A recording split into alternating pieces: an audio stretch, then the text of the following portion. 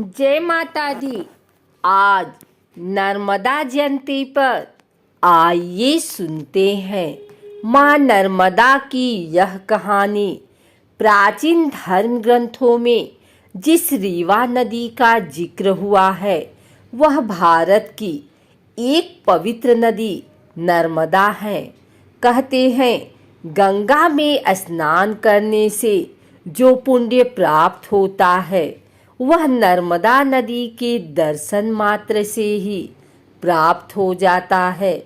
इस नदी का हर कंकड़ शंकर के समान है, जिसे नर्मदेश्वर महादेव के रूप में पूजा जाता है। नर्मदा के जन्म की कहानी बहुत ही रोचक है और उससे भी रोचक है इसके नदी बनने की कहानी। ऐसी कथा है कि यह भगवान शिव के पसीने से एक 12 साल की कन्या रूप में उत्पन्न हुई थी। फिर जीवन ने ऐसा मोड़ लिया कि प्यार में इन्हें धोखा मिला और यह उल्टी दिशा में बह निकली। नर्मदा नदी के बारे में कहा जाता है कि यह राजा मैखल की पुत्री थी। नर्मदा के विवाह योग्य होने पर मैखल ने उनके विवाह की घोषणा करवाई। साथ ही यह भी कहा कि जो भी व्यक्ति गुलबकावली का पुष्प लेकर आएगा, राजकुमारी का विवाह उसी के साथ होगा। इसके बाद कई राजकुमार आए, लेकिन कोई भी राजा मैखल की शर्त पूरी नहीं कर पाया। तभी राजकुमार सोनभद्र आए और राजा की गुलबकावली पुष्प की शर्त पूरी कर दी। इसके बाद नर्मदा और सोनभद्र का विवाह तय हो गया। राजा मैखल ने जब राजकुमारी नर्मदा और राजकुमार सोनभद्र का विवाह तय किया तो राजकुमारी की इच्छा हुई कि वह एक बार तो उन्हें देख लें। इसके लिए उन्होंने अपनी सखी जूहिला को राजकुमार के पास अपने संदेश के साथ भेजा। लेकिन काफी समय बीत गया और जूहिला वापस नहीं आई। इसके बाद तो राजकुमारी को चिंता होने लगी और वह उसकी खोज में निकल गई। तभी वह सोनभद्र के पास पहुंची और वहां जूहिला को उनके साथ देखा। यह देखकर उन्हें अत्यंत क्रोध आया। इसके बाद ही उन्होंने आजीवन कुंवारी रहने का प्रण लिया और उल्टी दिशा में चल पड़ी। कहा जाता है कि तभी से नर्मदा अरब सागर में जाकर मिल गई। जबकि अन्य नदियों की बात करें तो सभी नदियां बंगाल की खाड़ी में मिलती हैं। नर्मदा के प्रेम की और कथा मिलती है कि सोनभद्र और नर्मदा अमरकंटक की पहाड़ियों में साथ पले बढ़े। किशोरावस्था में दोनों के बीच प्रेम का बीज पनपा। तभी सोनभद्र के जीवन में जूहिला का आगमन हुआ और दोनों एक दूसरे से प्रेम करने लगे। इसके बाद जब नर्मदा को यह बात पता चली तो उन्होंने सोनभद्र को काफी समझाया बुझाया, लेकिन वह नहीं माने। इसके बाद नर्मदा क्रोधित होकर उल्टी दिशा में चल पड़ी और आजीवन कुंवारी रहने की कसम खाई। नर्मदा को मध्य प्रदेश की जीवन रेखा कहा जाता है। नर्मदा की उत्पत्ति मैकल पर्वत के अमरकंटक शिखर से हुई है।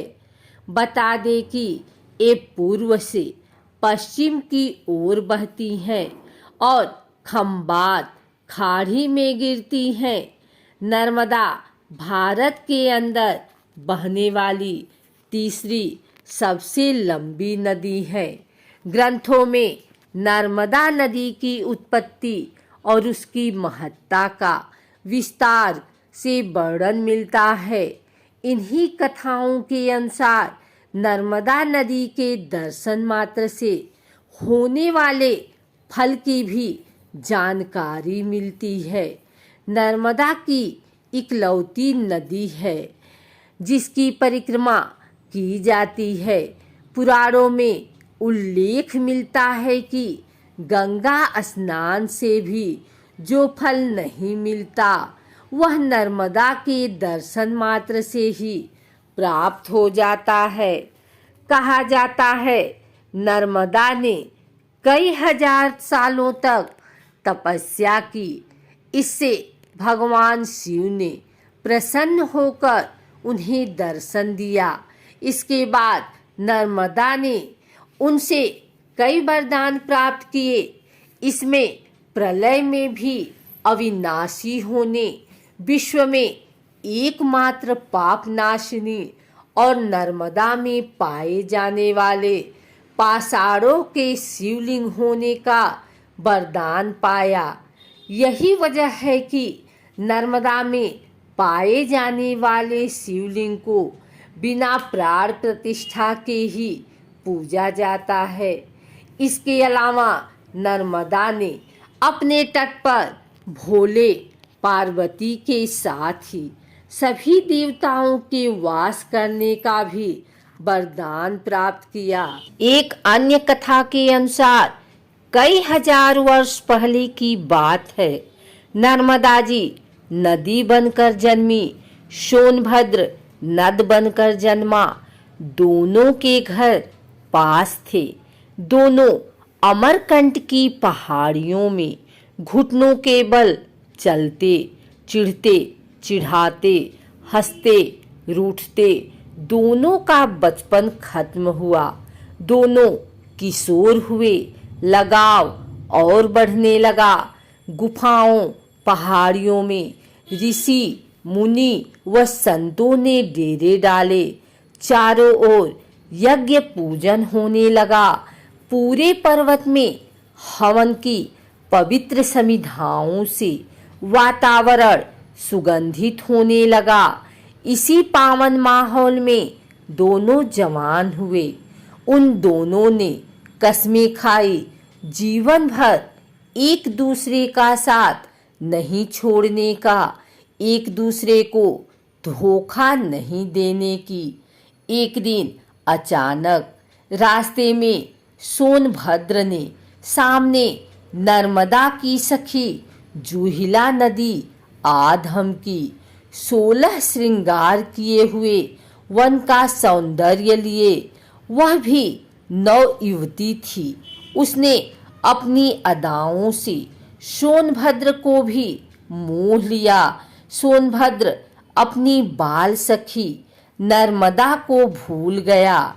जूहिला को भी अपनी सखी से प्यार पर डोरे डालते लाज ना आई।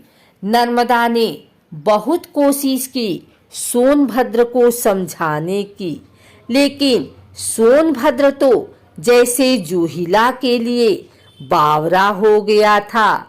नर्मदा ने किसी ऐसे ही असहनीय क्षण में निर्णय लिया कि ऐसे धोखेबाज के साथ से अच्छा है इसे छोड़कर चल देना। कहते हैं तभी से नर्मदा ने अपनी दिशा बदल ली। सोनभद्र और जूहिला ने नर्मदा को जाते देखा। सोनभद्र को दुख हुआ। बचपन की सखी उसे छोड़कर जा रही थी। उसने पुकारा, रुक जाओ, लौट आओ नर्मदा। लेकिन नर्मदा जी ने हमेशा कुंवारी रहने का प्रण कर लिया। युवावस्था में ही सन्यासिनी बन गई। रास्ते में घनघोर पहाड़ियां आई, हरे भरे जंगल आए, पर वह रास्ता बनाती चली गई। कल कल छल छल का शोर करती बढ़ती गई।